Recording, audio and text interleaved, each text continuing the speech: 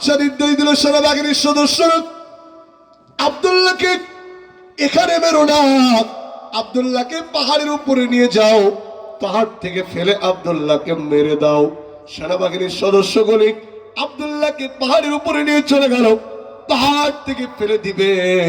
ঠিক সেই মুহূর্তে আব্দুল্লাহ আমার আল্লাহ পাকের কাছে একটা মিস কল দিয়ে দিলেন। চিৎকার করে বলেন না আল্লাহু আকবার।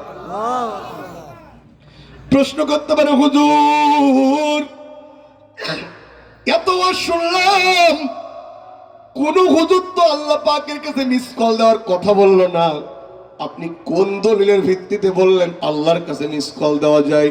আল্লাহর কাছে যদি মিস কল দেওয়া যায় তার লাইনটা বলুন। আল্লাহর কাছে মিস কল নয়, আল্লাহর কাছে ডাইরেক্ট কলের ব্যবস্থাও আমার কাছে রয়েছে।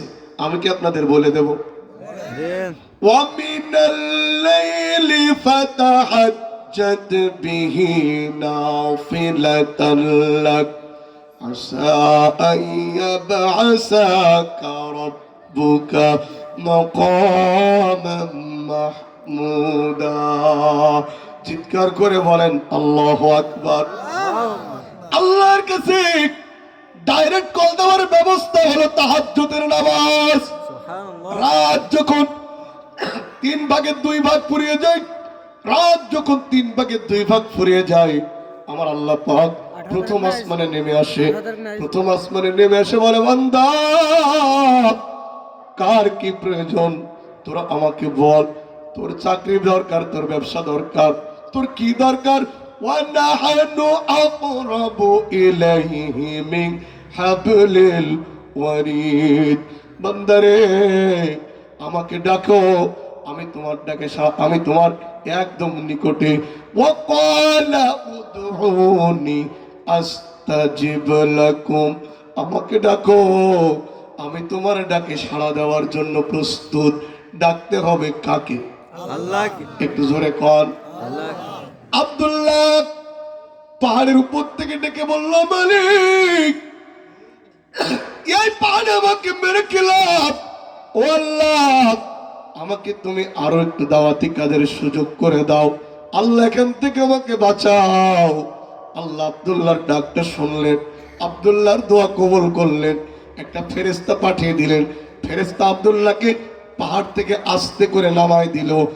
আজ যারা আব্দুল্লাহকে ফেলে দেওয়ার চেষ্টা করলো, ফেরেশতা তাদের ঘাড় ধরে ধরে ডিমের মামলেট আকারে হত্যা করলো। সুবহানাল্লাহ বলবেন না? সুবহানাল্লাহ।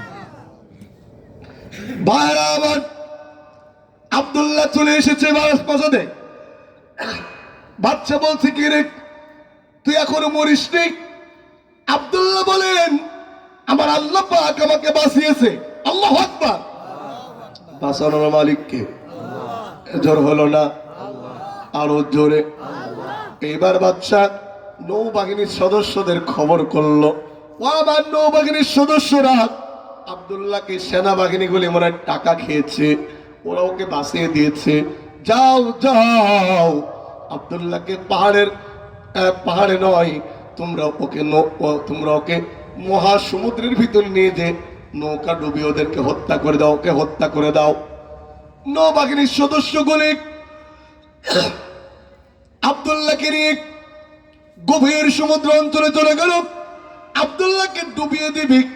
সেই মুহূর্তে আব্দুল্লাহ আবারও আল্লাহর কাছে একটা মিস কল দিলেন, মাবুদ এই জায়গায় আমাকে মেরে তোমার কি লাভ? ও মাবুদ আরো বেশি করে তোমার দাওয়াত দেওয়ার সুযোগ করে দাও। চিৎকার করে বলেন না আল্লাহু আকবার। আল্লামা দেলোয়ার হোসেন সাঈদী মৃত্যুর আগে একটা কথা বলতো, মাবুদ জালিমের জেলখানা আছে, কোনো দুঃখ নাই, আল্লাহ জীবনের শেষ মুহূর্ত হলো তোমার কোরআন থেকে আবারও কিছু মাহফিলে কথা বলার সুযোগ করে দিও। কিন্তু জালিমেরা ডক্টর জামানকে দিয়ে তাকে হত্যা করলো। ওই জালিমেরা বুঝতে পেরেছিল আমরাও নেই, আমরা যদি চলে যাই সাঈদী সাহেব চলে আসবে, আয়না ঘরের মতো তার উপরে যে অমানবিক নির্যাতন করা হলো তা জাতির কাছে বলে দিলে আমাদের ক্ষমতার পায়া চিরদিনের জন্য রানা প্লাজারের মতো ধসে যাবে। এই জন্য জালিমেরা যাওয়ার আগে সাঈদীকে হত্যা করলো। ঠিক চলে যাচ্ছে নাকি লোকজন? না না, কেউ যায়নি, জি সবাই আছে। না, মিথ্যে কথা বলেন না। আছেন আছেন? আচ্ছা, ছিল কত আর গেছে কত? যায়নি কেউ, আপনি আছেন। জি, যেতেই পারে, কোনো ব্যাপার না। তারপর ওয়াজ যেহেতু হচ্ছে নেতাদের বিরুদ্ধে, এই ওদিকে আবার কি হলো? একটু জিকির করেন লা ইলাহা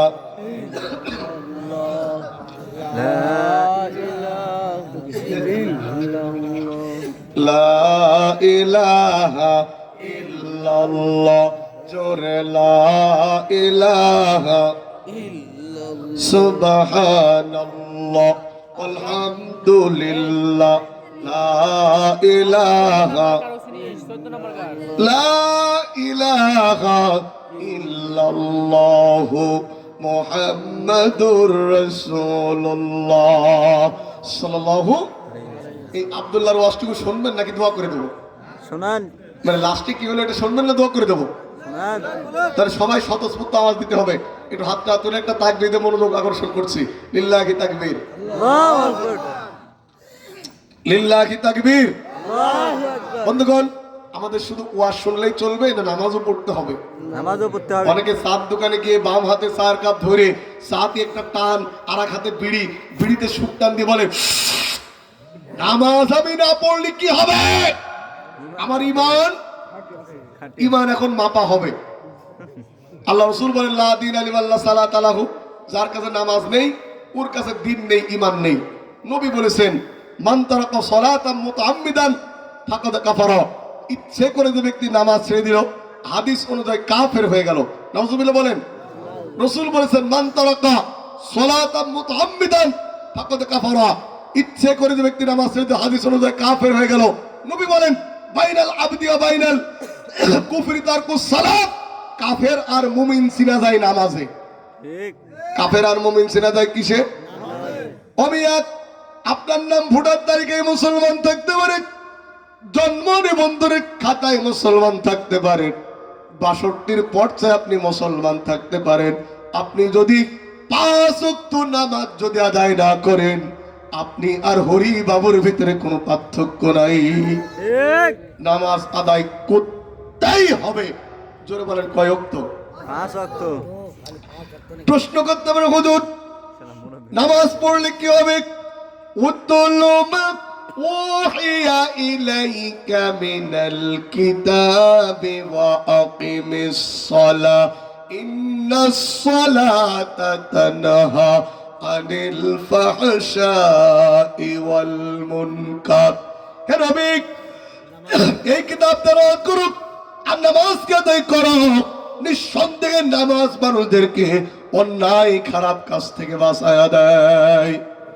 কিন্তু অনেকে আছে নামাজও পড়ে শুধু খায়। সুবহানাল্লাহ 49 কোটি, আলহামদুলিল্লাহ 37 লাখ। সুদের উপর টাকা আছে চাচা মিয়ার 58 লাখ। টাকার গরমে হয়েছে মসজিদের সভাপতি। ঠিক। কিসের সভাপতি?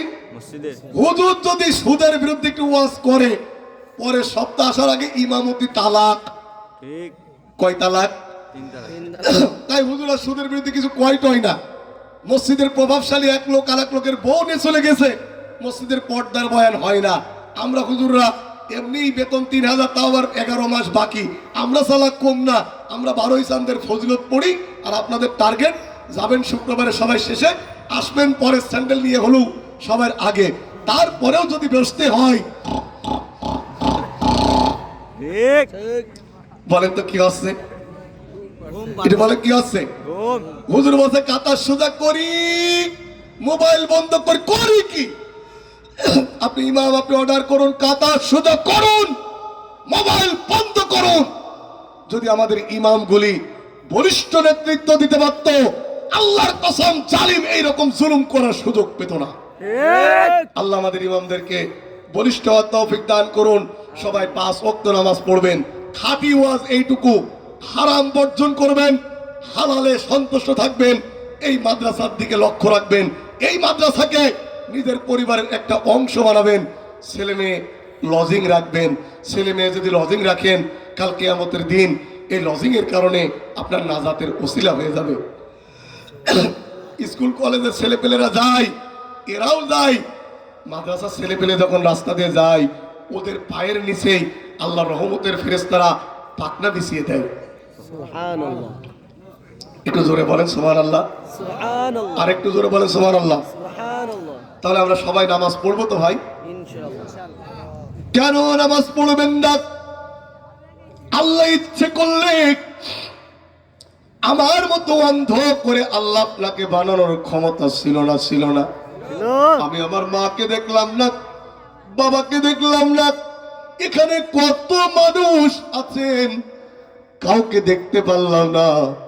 আল্লাহর প্রিয় বান্দারা, চোখ না থাকার অভাব আমি আপনাকে বোঝাতে পারবো না। আমার চোখ নাই, আমি জানি নিজের জীবনটা পরনির্ভরশীল। নিজে কি খাই যতক্ষণ না মুখে না দিই বুঝতে পারি না। কিরকম পোশাক পরে যতক্ষণ না একজন বলে না দেয় কালার বুঝতে পারি না। আল্লাহ আপনাকে চোখ দিয়েছে, এই চোখ দিয়ে মা দেখছেন, বাবা দেখছেন, সুন্দর স্ত্রী দেখছেন, কন্যা পুত্র দেখছেন। আল্লাহ যদি কিয়ামতের দিন আমাকেও আপনাকে আল্লাহ পাশাপাশি দাঁড় করে যদি বলে, তোমাকে আমি চোখ দিয়েছিলাম, ওকে আমি অন্ধ বানিয়েছিলাম, ও শিখতে পারলো, ও আমার ইবাদত বুঝলো, তুমি কেন আমার ইবাদত বুঝলে না? সেদিন কি জবাব দিবেন আপনি? ঠিক। কি জবাব দিবেন? আল্লাহ আমাদের সবাইকে নামাজি বানায় দাও। আমিন, আর একটু জোরে বলেন আমিন। আমিন। সবাই নামাজ পড়বো তো ভাই? একটু হাতটা আমার আল্লাহকে দেখে, একটু আল্লাহ ক্যামেরা করবো, লিল্লাহি তাকবীর। আল্লাহু আকবার। আল্লাহ হাতগুলি তুমি নামাজি বানায় দাও। আল্লাহ হাতগুলি তুমি নামাজি বানায় দাও। আমিন, আল্লাহ হাতগুলি কোরআনের সপক্ষের হাত বানায় দাও। আমিন। বন্ধুগণ, আপনাদের কাছে আমি তিনটা দাবি আছে, মাইন্ডটা করলে বলবো, বলবো, জি, বলবো। আপনাদের প্রতি আমার তিনটা দাবি। এক নাম্বার দাবি, আমার আব্বা চলে গেছে, আপনারা আমার আব্বার জন্য দোয়া করবেন যেন আল্লাহ তার কবরটাকে জান্নাতের টুকরা বানিয়ে দেয়। আমিন, দুই নাম্বার দাবি, আপনারা দেখছেন আমি বারবার পানি খাচ্ছি, এটা চা না পানি। কেন খাচ্ছি? আমার গলার ভিতরে ইনফেকশন, আমি খুব অসুস্থ। আপনাদের তো বলা লাগছে না, আপনারা তো নিজেই বুঝতেছেন। হাজার হাজার টাকার ওষুধ লাগে, কিন্তু আমি কোনো মাহফিল থেকে কোনো টাকা কন্ট্যাক্ট করে নেইনি। আপনারা আমার হাসান ভাইয়ের কাছে জিজ্ঞেস করেন তারা কোনো অ্যাডভান্স আমার নাম্বারে পাঠিয়েছে কিনা। আমিও চাইনি, তারাও আমাকে দেয়নি। আপনারা দোয়া করবেন যেন আল্লাহ অন্ধ হাফেজের গলার ভিতর থেকে এই ব্যাধিটা তুমি দূর করে দাও। আমিন, দুই নাম্বার, তিন নাম্বার, যদি মাইন্ড না করেন আমি আপনাদের উদ্দেশ্যে বলবো, বলেন বলেন। তা হচ্ছে এই, আমার বাপ ছিল আমার এক নাম্বার অবলম্বন, মানে তিনি আমার দেখাশোনা করতেন, যাবতীয় খরচ খরচ তিনি সরবরাহ করতেন। বাপ চলে যাওয়ার পর নিজের চিকিৎসা, সন্তানের চিকিৎসার কারণে প্রত্যেকদিন তো প্রোগ্রাম করতেও পারি না, যার কারণে আমি একটু অসহায়ত্ব অবস্থায় এক কথায় আছি। যদি আপনারা এমন লোক, যদি আপনারা মনে করেন যে আমি হাফিজ সাহেবকে কিছু অর্থ সহায়তা করব তার চিকিৎসার জন্য, আপনাদের ভিতর থেকে, পুরুষদের ভিতর থেকে দুজন আর মহিলাদের ভিতর থেকে দু একজন উঠে আপনারা অন্ধ মানুষের কিছু চিকিৎসার জন্য যদি দিতে পারেন, তবে এমন লোক একটা টাকাও দিবেন না যে লোকটা 10টা বা 20টা বা 200-100 টাকা দিয়ে কালকে গল্প করবেন যে প্রধান বক্তা আসছিল ভিক্ষা করে নিয়ে গেছে। এমন লোকের টাকার আমার কোনো প্রয়োজন নেই। ঠিক। কথা বুঝতেছেন? তাহলে পুরুষদের ভিতর থেকে দু একজন, মহিলাদের ভিতর থেকে দু একজন টাকাগুলি কালেকশন করে যে আমার পানি ঢেলে দিচ্ছে এই ছেলেটার কাছে আপনারা সরবরাহ করতে পারেন। যদি কেউ কিছু দিতে চান একটু মহব্বতে জিকির করি লা ইলাহা, আরো জোরে লা ইলাহা সুবহানাল্লাহ আলহামদুলিল্লাহ লা ইলাহা ইল্লাল্লাহু মুহাম্মাদুর রাসূলুল্লাহ। আব্দুল্লাহকে নৌবাহিনীর সদস্য, ওই আব্দুল্লাহকে নৌবাহিনীর সদস্যরা সমুদ্রের ভিতরে নিয়ে গেল। আব্দুল্লাহকে ফেলে দেওয়ার চেষ্টা করলো। আবার আব্দুল্লাহ আল্লাহর কাছে দোয়া করলো। আল্লাহ পাক আব্দুল্লাহর দোয়া কবুল করে যারা আব্দুল্লাহকে ফেলতে গিয়েছিল আল্লাহ পাক তাদেরকে হত্যা করলো। আব্দুল্লাহকে আল্লাহ পাক আস্তে করে তীরবর্তী জায়গায় পৌঁছে দিল। একটু ধরে বলেন না আল্লাহু আকবার। এইবার আবারও আব্দুল্লাহ জালিম বাদশার সামনে হাজির। জালিম বাদশা বলছে, কিরে আব্দুল্লাহ, তুই কি এখনো মরিসনি? তুই কি এখনো মরিসনি? আব্দুল্লাহ বললেন, আমার আল্লাহ পাক আমাকে বাঁচিয়ে দিয়েছে। সুবহানাল্লাহ বলেন। জালিম বাদশাকে আব্দুল্লাহ বলছে, বাদশা সত্যি কি তুমি আমাকে মারতে চাও? বলে, হ্যাঁ সত্যিই তোকে আমি মারতে চাই। আব্দুল্লাহ বলছে, যদি তুমি আমাকে মারতে চাও শহরের মাঝখানে একটা ঘর বা একটা মঞ্চ তৈরি করো। আব্দুল্লাহ উত্তরে বাদশা বলল, মঞ্চ তৈরি করে কি করব? আব্দুল্লাহ বলল, আমাকে যদি তুমি মারতে চাও শহরের মাঝখানে একটা মঞ্চ তৈরি করো। ওই মঞ্চের উপরে তুমি আমাকে দাঁড় করাবে, এলাকার সমস্ত জনগণকে ওই দিন খবর দেবে। জালিম বাদশা আব্দুল্লাহর কথা অনুযায়ী শহরের মাঝখানে একটা মঞ্চ তৈরি করলো। এলাকার সব মানুষকে মঞ্চের গোড়ায় খবর দিল। এলাকার সব লোক চলে এলো। আব্দুল্লাহ মঞ্চের উপর উঠে দাঁড়ালেন। আব্দুল্লাহ তার নিজের ব্যাগের থেকে একটা তীর তুলে বাদশার হাতে দিয়ে দিলেন। বাদশার হাতে দিয়ে বলল, বাদশা এই তীরটা মারার আগে তুমি একটা শব্দ বলবে। তীরটা মারলেই আমি মারা যাব। তীরটা মারার আগে তুমি একটা শব্দ বলবে। বাদশা বলল, কি শব্দ? আব্দুল্লাহ শিখাই দিল, বাদশা এই তীর মারার আগে তুমি বলবে বিসমিল্লাহির রব্বিল গুলাম। আল্লাহু আকবার। এই তীর মারার আগে তুমি বলবে বিসমিল্লাহির রব্বিল গুলাম। জালিম বাদশা তো বোঝেনি। ও আব্দুল্লাহর হাতের থেকে তীর নিয়ে আব্দুল্লাহ মঞ্চের উপরে দাঁড়ানো। জালিম বাদশা আব্দুল্লাহর দিকে বিসমিল্লাহির রব্বিল গুলাম বলে তীর মারলো। আব্দুল্লাহর তীরটা কানে লেগে গেল। আব্দুল্লাহ শাহাদাত বরণ করলেন। আপনারা পড়েন, ইন্না লিল্লাহি ওয়া ইন্না ইলাইহি রাজিউন। আব্দুল্লাহ শাহাদাত বরণ করলো। উপস্থিত যত জনগণ ছিল প্রত্যেকটা জনগণ বলল, আমান্না বিরব্বিল গোলাম, আমান্না বিরব্বিল গোলাম। আমরা এই বালকের রবের পরে ঈমান আনলাম। আল্লাহু আকবার বলবেন না? মন্ত্রীরা বলল, আচ্ছা করতে চেয়েছেন কি আর করলেনটা কি? এই যে জনগণ নকল রবকে চিনে ফেলেছে, আসল রবের উপর ঈমান এনেছে। জালিম বাদশা সেদিন নির্দেশ দিয়েছিল, শহরের প্রধান সড়কের পাশে গর্ত খনন করো। যারা ঈমানদার ওদেরকে গর্তের ভিতরে ফেলে গর্তটা আগুন দিয়ে জ্বালিয়ে দাও। নাউজুবিল্লাহ বলেন। সেদিন জালিম বাদশার কথা অনুযায়ী 1 নয় 2 নয়, ওই জালিম বাদশার সেনাবাহিনীর সদস্যরা 20,000 লোককে পুড়িয়ে মারল। কয় হাজার? 20,000। আরেকটু ধরে, ওয়া শেষ পর্যায়ে আরেকটু ধরে। 20,000। ভাইরা আমার, একজন নারী তিনি চিন্তা করলো, আমি আগুনে ঝাঁপ দেব না, আমি কি আগুনে ঝাঁপ দেব নাকি থাকবে? নারীটা তার কোলের বাচ্চার জন্য তার মায়া লাগতেছিল। একবার বাচ্চার মুখের দিকে তাকাই আর একবার আগুনের দিকে তাকাই। ইতিমধ্যে বাচ্চাটির জবান খুলে গেল। বাচ্চাটি বলল, মা তুমি যত দ্রুত আগুনে ঝাঁপ দিবে তত দ্রুত আল্লাহর জান্নাতে প্রবেশ করবে। আল্লাহু আকবার। শেষমেশ ওই নারী আগুনে ঝাঁপ দিয়ে ও মারা গেল। ওই কথাটা আল্লাহ পাক সূরাতুল বুরুজের ভিতরে বললেন, ওয়ামা নাকামু মিনহুম ইল্লা আইয়ুমিনু বিল্লাহিল আজিজিল হামিদ। ওই মুমিনদের কোন অপরাধ নাই, ওরা একমাত্র আল্লাহর উপর ঈমান এনেছিল। জোরে বলেন আল্লাহু আকবার। তাদের মতো ওই মুমিনদের মতো ইমানের পরীক্ষা দিতে আমরা কি রাজি আছি? ইনশাআল্লাহ। আল্লাহকে দেখান। নারায়ে তাকবীর, নারায়ে তাকবীর। আল্লাহ আমাদের কবুল করুন, জোরে বলেন আমিন। আমি কোন সূরা থেকে আলোচনা করলাম? বুরুজ। আল্লাহ আমাদের সবাইকে জীবনের শেষ মুহূর্ত পর্যন্ত ইমানকে কন্ট্রোল করে কবরে যাওয়ার তৌফিক দান করুন। শিরকের সমস্ত আস্তানা আকড়া থেকে আল্লাহ আমাদের হেফাজত করুন। এই মাদ্রাসার দিকে লক্ষ্য করবেন, মাদ্রাসার ছাত্রদের সম্মান করবেন। সভাপতি সাহেব কিছু বলবে নাকি?